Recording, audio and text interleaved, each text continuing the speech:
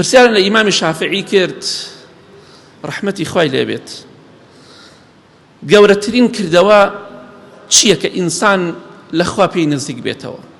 چی کردەوەیە گەورەیە لای خوا ئینسان لە خوا پێی نزیک بێتەوە؟ ئیمامی شافعی ڕەحمەتی خوای لێبێت دەستی کرد بە گریان فەرمووی گەورەترین کردەوە بەلای خوای گەورە ئەو کردەوەیە کە خوای گەورە تەماشای دڵی تۆ بکە،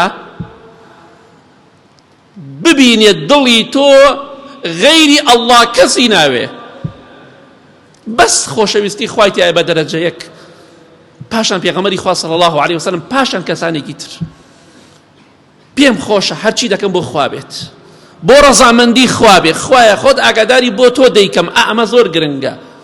ئەوە گەورەترین کردەوەیە کە ئینسان لە خوا پێی نزیک بێتەوە، دڵی تەنها خوای بوێ، خوایە من هەرچی دەکەم بۆ تۆ دەیکەم، نوێژ دەکەم، ڕۆژوو دەکەم، عیبادەت دەکەم، ژیان و مردنم هەر بۆ تۆیە خوایە. ئەخوای گەورە ئەو دڵی خۆشەوێ، ئیشەکان بۆ خوا بکە، نەکەوەی بۆ ڕیا و ماستا و بیکات.